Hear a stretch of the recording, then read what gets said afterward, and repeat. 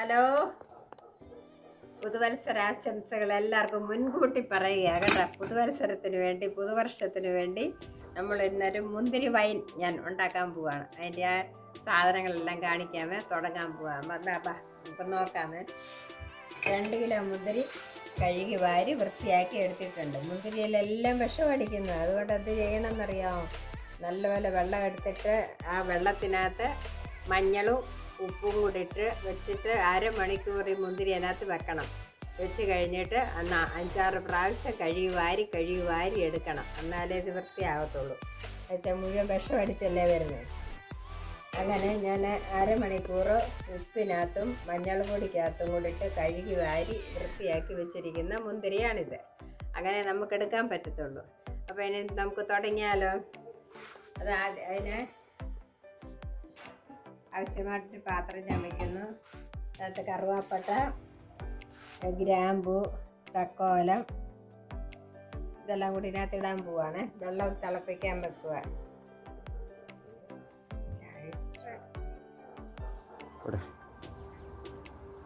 വെള്ളം ആവശ്യമായ വെള്ളം വെക്കുവാണ്. 2 ലിറ്റർ വെള്ളം.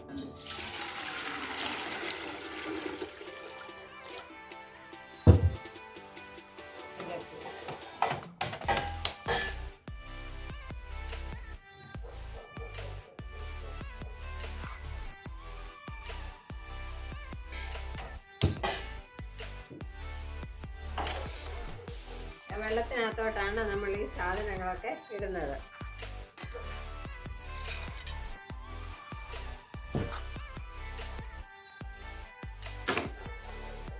പിന്നെ അതിലോട്ട് തന്നെ ഗോതമ്പ്, ഒരു 100 ഗ്രാം ഗോതമ്പ് ഞാൻ എടുത്തിട്ടുണ്ട്.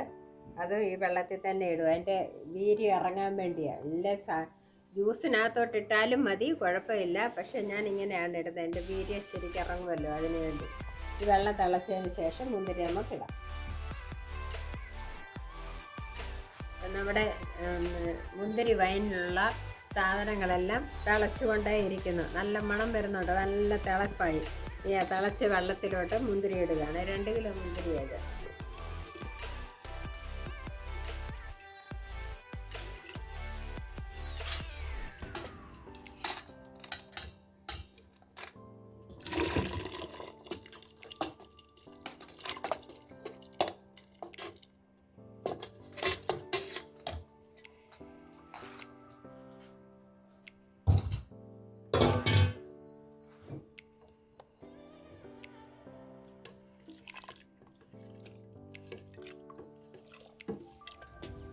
നല്ലപോലെ തിളച്ചത് വേകണം.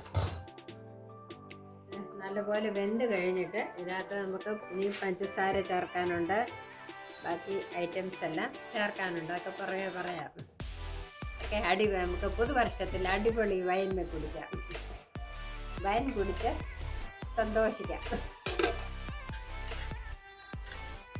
നമ്മൾ ഇന്നലെ മുന്തിരി വൈൻ എല്ലാം റെഡിയാക്കി വെച്ചിട്ടാണ് കിടന്നത്. ഇന്നിപ്പോൾ അതെല്ലാം ശരിയായി. നോക്കിക്കേ, അതിൻ്റെ അകത്ത് നമ്മൾ കിഴി കെട്ടിയിട്ടിട്ടുണ്ടായിരുന്നല്ലോ 100 ഗ്രാം ഗോതമ്പ്. അതാണിത്. കണ്ടോ? അത് വീർത്ത് അതിൻ്റെ ഗുണം മുഴുവൻ ഇറങ്ങി ഇങ്ങനെയായി. ഇനി ഇതിൻ്റെ ആവശ്യമില്ല, ഇതങ്ങ് എടുക്കുകയാണ്.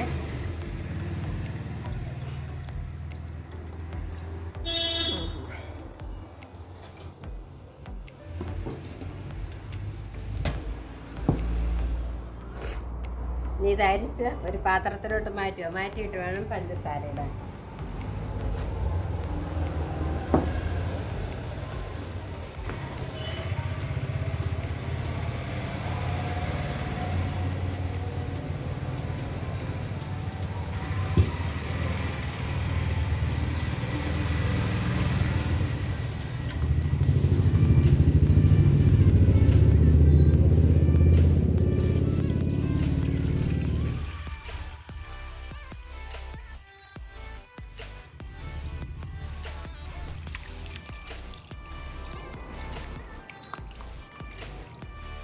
കേട്ടോ, നമ്മുടെ മുന്തിരി എല്ലാം അരിച്ച് റെഡിയാക്കി വെച്ചു. കേട്ടോ, ഇത്രയും വൈൻ കിട്ടി. 2 കിലോ മുന്തിരിയിൽ നിന്നാണ് കിട്ടി. ഇനി ഇതിനകത്ത് നമ്മൾ പഞ്ചസാര ചേർത്തിട്ടില്ല. പഞ്ചസാര ചേർക്കാൻ പോവാണ്. പിന്നെ ഈസ്റ്റുണ്ട്. ഈസ്റ്റും പഞ്ചസാരയും കൂടെ ചെറിയ ചൂടുവെള്ളത്തിൽ ഞാൻ വെച്ചതാണ്. ഈസ്റ്റ് ഒരിക്കലും ചൂടിനകത്ത് ഒഴിക്കാൻ പറ്റത്തില്ലല്ലോ. അപ്പം വൈൻ ഉണ്ടാക്കുമ്പോൾ എടുക്കുന്ന പാത്രങ്ങളെല്ലാം നല്ലപോലെ വെയിലത്ത് വെച്ച് ഉണങ്ങിയതായിരിക്കണം. അരിപ്പയൊക്കെ നല്ലപോലെ ഉണങ്ങിയതിന് ശേഷമാണ് ഓയിൽ തുണിക്കകത്ത് അരിച്ചെടുക്കുന്നത്.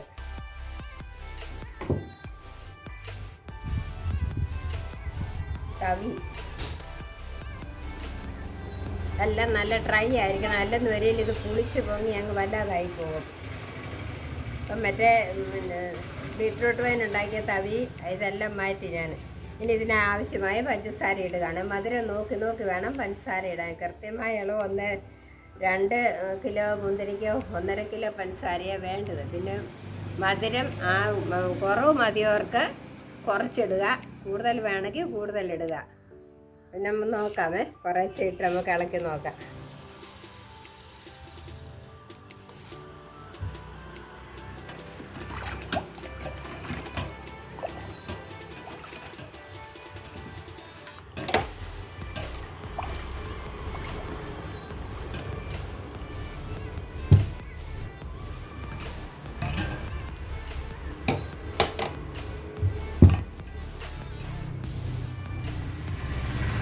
മധുരം നമ്മൾ ആവശ്യത്തിന് ഇട്ടിട്ടുണ്ട്. അവരവരുടെ ആവശ്യത്തിന് മാത്രമേ മധുരം ഇടാവൂ. മധുരം നോക്കി നോക്കി വേണം മധുരം ഇടാൻ. ഞാനിനി ഈസ്റ്റും പഞ്ചസാരയും കൂടെ എടുത്ത് വെച്ചിട്ടുണ്ടായിരുന്നു കേട്ടോ. ഇനി അത് ഇടുവാണ്.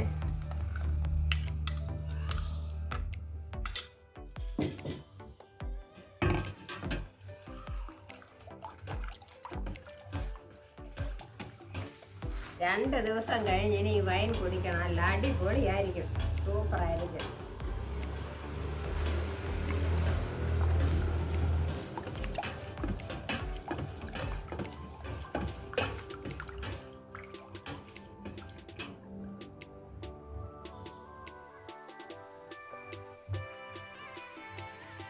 നമ്മളത് എപ്പോഴും ചില്ലുകുപ്പിക്കകത്ത് മാത്രമേ ഒഴിച്ചു വെക്കാവൂ. അത് അടപ്പ് മുറുക്കി അടയ്ക്കരുത്.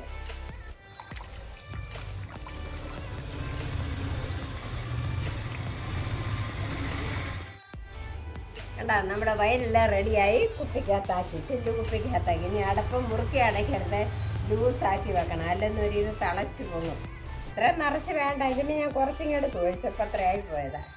ഇതൊരു 3/4 ഭാഗമേ കുപ്പിയിലാക്കാവൂ. Okay, bye bye. അപ്പോൾ എല്ലാവരും എൻ്റെ കൂടെ നിൽക്കുക, ലൈക്ക് അടിക്കുക, സബ്സ്ക്രൈബ് ചെയ്യുക. ഓക്കേ.